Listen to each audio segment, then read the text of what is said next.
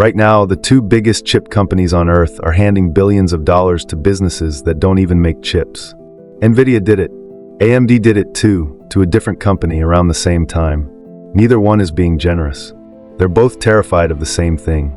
Everyone assumes the AI race comes down to who builds the smartest model. OpenAI, Anthropic, Google, all fighting to be first. But every single one of those models runs on hardware built by just two companies. And those two companies just did something that has nothing to do with selling chips. By the end of this video, you'll understand what they're actually afraid of, and why owning the best hardware in the world stopped being enough. Nvidia didn't set out to build the brains of artificial intelligence. It built graphics cards for video games. Somewhere along the way, researchers discovered those same chips were incredibly good at another job, training AI models. Nvidia leaned into it hard, and its chips became the default choice for nearly every serious AI lab on the planet. AMD watched this happen from a distance. It made chips too, and good ones, but it always got cast as the alternative, the company you considered if you couldn't get what you really wanted from Nvidia. Two companies, one obsession, convincing the world's AI labs to build on top of them. As AI labs scaled up, demand for Nvidia's chips exploded. Every new model needed more computing power than the last, and Nvidia sat right at the center of that demand. It stopped acting like just a hardware company and started acting like a gatekeeper. If you wanted to train a serious AI model, you needed Nvidia's chips, or at least a spot in line for them. AMD kept improving its own hardware, chasing that same market from behind. But here's the problem neither company could ignore. Being the biggest supplier in the room means nothing if your customers can walk away. AI labs don't want to depend on one supplier forever, and no chipmaker wants to depend on unpredictable customers either. That tension had been building quietly the whole time.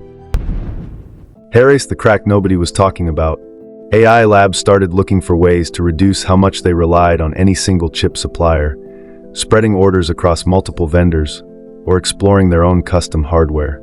If that trend kept going, both Nvidia and AMD risked becoming replaceable. Selling chips wasn't a strong enough bond anymore. They needed something that couldn't be replaced with a phone call to a competitor. So both companies made the same bet, from opposite sides. AMD committed billions of dollars in equity to Anthropic, one of the most important labs building frontier AI. This wasn't a sale. It was a partnership that ties Anthropic's growth to AMD's hardware for years to come. Nvidia moved just as aggressively, reportedly backing Safe Superintelligence, the company founded by Ilya Sutskever, one of the most respected minds in AI, with billions of its own. Overnight, the relationship between chipmaker and AI lab stopped being buyer and seller, investor and partner. This changed the industry's entire playbook almost overnight. If you're an AI lab now, you're not just picking a chip, you're picking a partner who has money riding on your success. If you're a chipmaker, you're not just selling hardware, you're betting real cash that the lab you backed wins the race. Every major AI player is starting to look less like a pure tech company and more like a hybrid, half engineering firm, half investment fund. This is the part most people miss when they scroll past headlines about billion-dollar deals. It's not really Nvidia versus AMD anymore.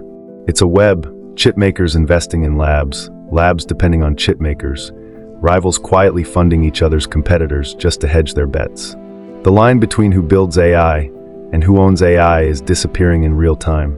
So who actually wins this fight? Maybe that's the wrong question. Maybe the real story isn't Nvidia versus AMD. It's how deeply tangled they're both becoming, chipmaker and AI lab alike, until it's hard to tell where one company's interest ends and another's begins. If you had to put real money down today, which side would you back?